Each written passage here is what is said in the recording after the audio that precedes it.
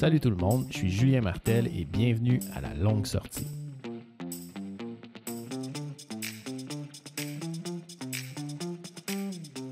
Okay. Hey, salut Julien, ça Salut va? Alex, ça va? Hey, Ouais, deuxième départ, troisième départ, c'est là que c'est le bon. Jamais 203 comme on dit. exactement. Je te souhaite bienvenue sur ta nouvelle plateforme web. Merci. Malheureusement pour moi, cependant, c'est un nouveau projet-là fait suite à ton départ de l'urgence. Puis, de toute évidence, tu as décidé de briser le duo Tratch-Martel de l'urgence. Ouais, brisé complètement, complètement tué même. Merci de me laisser seul dans cette urgence. Je vais essayer de garder le flambeau haut et fort. Écoute, Mais sur une note plus sérieuse. je te dirais que le centre-ville de Montréal est en de bonnes mains. T'es comme un peu Batman. J'espère. Mais si on y va sur une note un peu plus sérieuse, en juillet dernier, tu as décidé de réorienter ta carrière, fait que de passer d'une médecine d'urgence qui est un peu plus réactive à une médecine de type plus préventif ou préventive. On dirait que tu as voulu t'attaquer au problème à la source, dans le fond, Ouais. en devenant un peu un expert en maladies métaboliques. Je dis en devenant, mais ça faisait plusieurs années que ensemble, on s'intéressait à ce sujet-là, qui est très vaste. Puis toi, tu as décidé un peu de voler tes propres ailes puis de dire, ben moi, maintenant, c'est ça qui m'intéresse, puis je veux m'en aller là-dedans. Exactement. C'est un peu ça, je pense. C'est exactement ça. Puis, comme tu fais jamais rien à moitié, fait que tu t'es dit, ben pourquoi pas me monter moi-même un site web pour un peu partager au public, aux professionnels de la santé, dans le fond, tes connaissances puis ton expertise là-dedans. Fait que c'est un peu ça que le Julien Martel ou c'est comment que ça s'appelle d'avoir ton site? C'est Julien MD. julienmd.com. That's Ouais. it. Fait qu'on se rejoint pour la première fois sur ton site sur le podcast de type AMA, donc Ask Me Anything, qu'on a décidé d'appeler ça intervalle. Ouais. Tu peux-tu expliquer un petit peu pourquoi l'intervalle? Je pense que ça fait référence à un intérêt commun. Ouais, ben, tu sais, je pense que les originaux qui nous suivaient à MT Lab savent que on s'était remis un peu à. On s'était décidé de refaire du triathlon. Puis, ben, tu sais, avec tous les entraînements qu'on fait, tout bon entraînement d'endurance a des intervalles dedans. Puis, tu sais, il y a toujours l'espèce de volet un peu rythmique, là, tu sais, c'est assez rapide, tu passes d'un intervalle à un autre, fait que je trouvais que ça ressemblait pas mal à la formule question-réponse. Puis ça va un peu dans la même veine du podcast qu'on appelle la longue sortie, tu sais, qui est la longue sortie en vélo, la longue sortie de course, là, qui est un peu le traditionnel du week-end là, chez ceux qui font des sports d'endurance ou autres. Fait que c'est un petit clin d'œil à ça. Puis à ça s'ajoutent les épisodes du type sprint, qui est une récapitulation des épisodes de la longue sortie où on va droit au but là, en gardant seulement les messages clés. Là. Fait que ça nous fait comme trois types d'épisodes. La longue sortie, qui est vraiment le long format, des discussions d'1 heure et demie, 2 heures, 2 heures et demie avec des experts. Sprint, qui est vraiment le résumé de tout ça en à peu près 30 minutes. Puis toi puis moi qui fait les intervalles, qui est vraiment des questions-réponses, là, qui est un peu un format un peu Journal Club. C'est questions-réponses, Ouais. mais un peu plus. Là. C'est pas juste des questions-réponses sur l'état des connaissances qu'on a actuellement, mais un petit peu plus poussé, je pense, avec la littérature qu'on va chercher là, pour répondre le mieux possible à ces questions-là. Ouais, non, je pense que quand tu as voulu bâtir ça, tu t'es dit, tu sais, pourquoi pas on pourrait se rencontrer peut-être une fois par mois ou une fois aux 2 semaines, puis prendre des questions qui va ressortir un peu, soit de ta pratique ou même du site Internet. Tu sais, les gens peuvent aller poser certaines questions. Puis nous, avec ces questions-là, on va essayer d'aller de façon un peu plus poussée dans la littérature, sortir un peu les dernières données, les dernières études, puis les données probantes sur le sujet. Je pense que ça va faire des belles discussions, puis des belles conclusions que ce soit monsieur ou madame tout le monde qui est intéressé à du contenu un peu plus poussé ou même des professionnels de la santé pourraient venir chercher ce genre d'informations-là qu'on va essayer de résumer au meilleur de nos connaissances puis de nos lectures. Fait que ça devrait être un format super intéressant qu'on va essayer de garder ça bien convivial aussi. Il faut avoir du fun. C'est sérieux, mais il faut avoir du fun. Exact. C'est Fait la que phrase je clé, pense que Alex. j'en ai quelques-unes, mais c'est une des C'est une des phrases bonnes. clés. Ouais.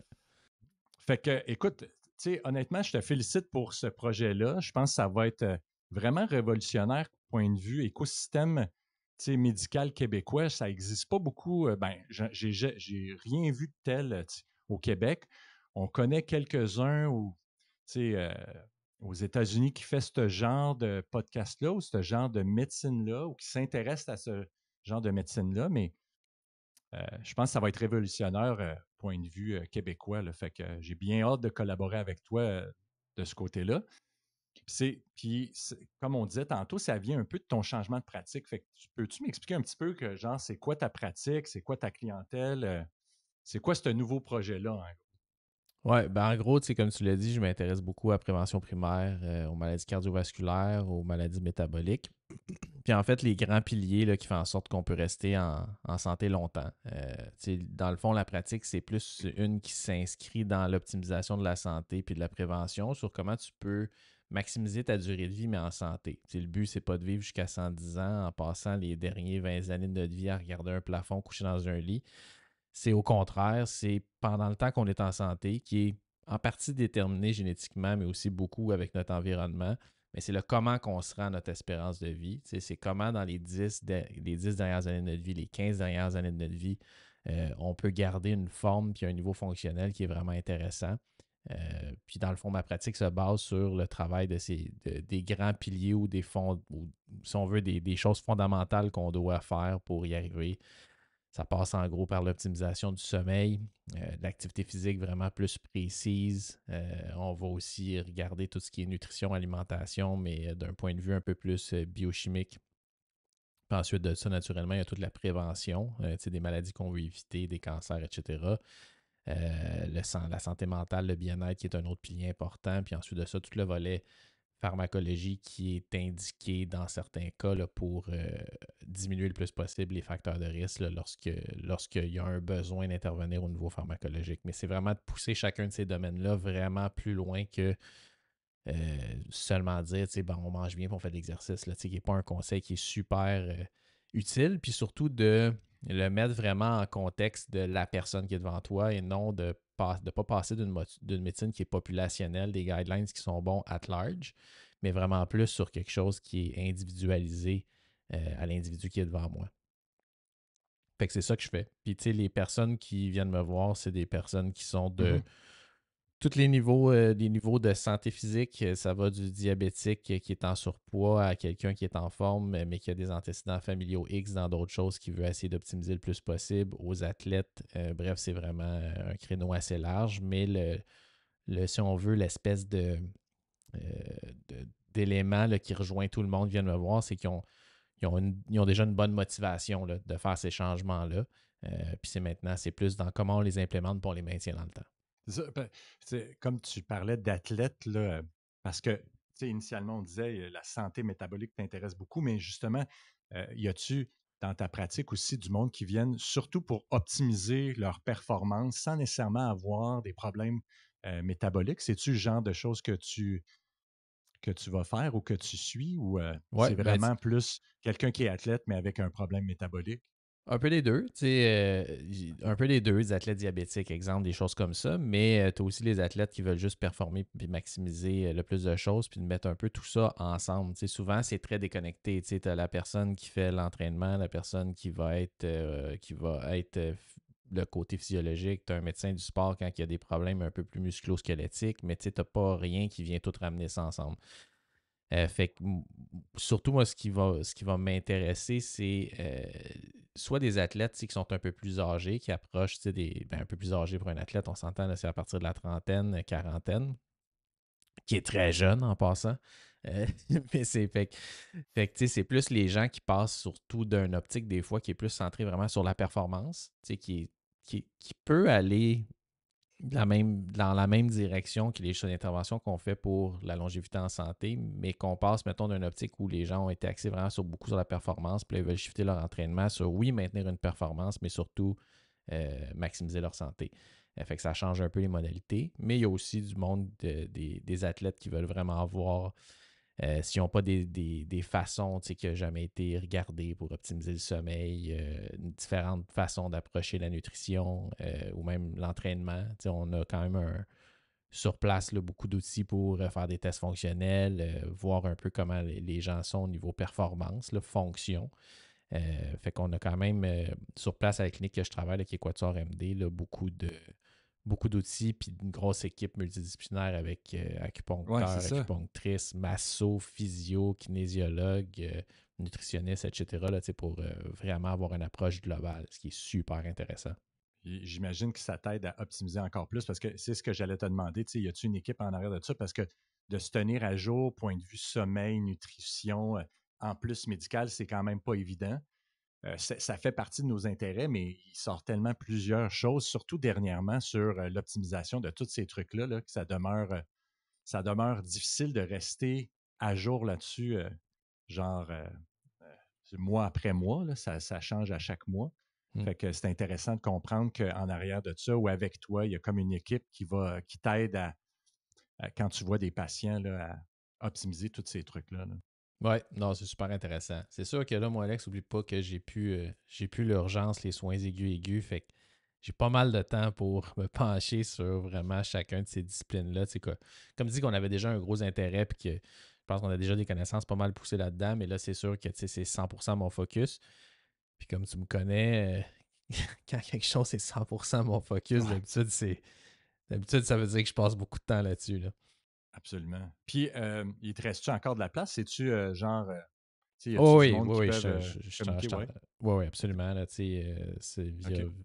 je suis en train de bâtir ma clientèle, là, si on veut. Tu sais, peut-être par le temps que ça va sortir, je vais être plein, je sais pas. Mais tu sais, oui, il y a de la place. Je suis en train de bâtir ma clientèle, là, vraiment des gens qui sont intéressés à ce type de prise en charge-là, là, qui est un peu différente, tu sais, qui mène à la fois ce qui est recherché avec un côté plus athlétique, performance, puis un côté médical que je remplis aussi étant médecin. Là. C'est sûr que je fais tout ce qu'un médecin fait, mais je pousse ça un petit peu plus, en fait, pas mal plus loin, là, si on veut. Ben, honnêtement, sérieusement, je passerais peut-être à juste, si tu veux, grossièrement expliquer ton site web, mais sinon, c'était pas mal ça. Là. Je pense que ça explique bien ton changement de cap, ton changement de carrière, puis qu'est-ce que tu fais présentement. Ben oui, le site web vraiment simple en fait. Ça va être le point central où tous les articles, les revues littérature qu'on va regarder ensemble, publiés, vont être là-dessus. C'est là le point central aussi, si on veut, pour les épisodes de podcast. Aller voir les notes des épisodes ou d'aller voir les Résumé nouvelles choses. peut-être? Ouais, les résumés, en fait, tu sais, j'allais dire show notes, là, mais les résumés des épisodes avec les points clés ou là, tu sais, tout ce qu'on a parlé puis rapporté là, durant un épisode, là, telle étude, telle ci, telle ça, ben, tu sais, on va les mettre là. Puis en même temps, il y a tous les liens là, pour les places qui distribuent les podcasts. Là. Fait que, tu sais, Spotify, Apple Podcasts, etc. Ça va être disponible partout là. Même chose pour les liens pour Instagram, YouTube. Fait que le site web est vraiment un point central où il va y avoir beaucoup d'articles, puis de contenu écrit, les résumés des podcasts, puis une place aussi où on peut poser des questions pour les prochains épisodes d'intervalle. Là. Fait que tu sais, tout va être centralisé à cet endroit-là. Cool, man. Je pense que déjà, on a prévu un sujet pour notre premier et vrai EME. Tu sais, on s'entend que celui-ci était plus axé sur un peu te présenter, puis qu'est-ce que tu fais maintenant, un peu ta pratique. Le prochain devrait être sur le syndrome métabolique. Fait que ça va être super intéressant de réviser un peu la littérature, la médication pour la perte de poids et toutes ces choses-là. Là. Fait que j'imagine que ça va mener à de très bonnes discussions.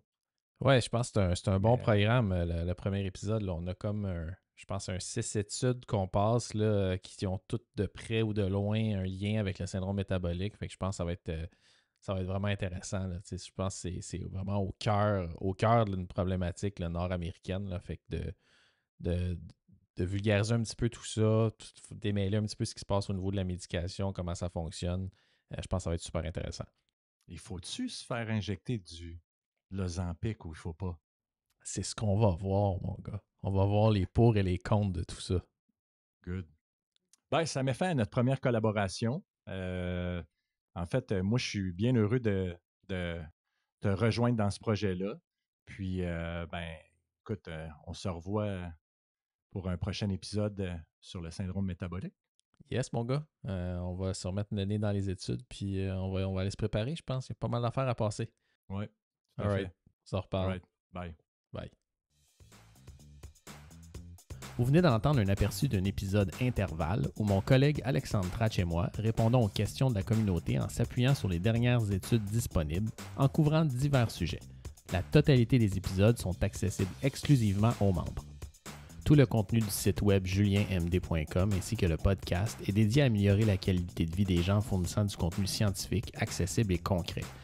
Il est essentiel pour moi de fournir le tout sans dépendre de publicité ou placement de produits pour des raisons évidentes de conflit d'intérêts.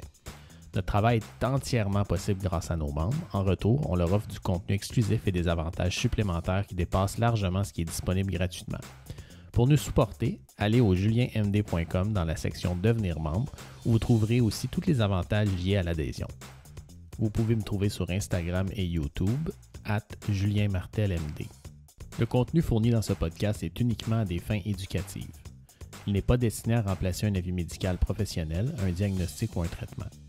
Consultez toujours votre médecin ou un professionnel de la santé qualifié pour toute question concernant une condition médicale. Ne négligez jamais un avis médical professionnel ou ne tardez pas à le rechercher en raison de quelque chose que vous avez entendu durant un épisode. Aucune relation médecin-patient n'est établie en écoutant ce podcast. Les informations, points de vue et opinions exprimés pendant les épisodes sont ceux des individus impliqués et ne reflètent pas nécessairement les lignes directrices en place. Le contenu des épisodes ne doit être utilisé en aucune circonstance à des fins légales, y compris, mais sans s'y limiter, à l'établissement d'une norme de soins au sens légal ou comme base pour un témoignage d'expert. Aucune garantie n'est donnée quant à l'exactitude des déclarations ou d'opinions exprimées dans ce podcast.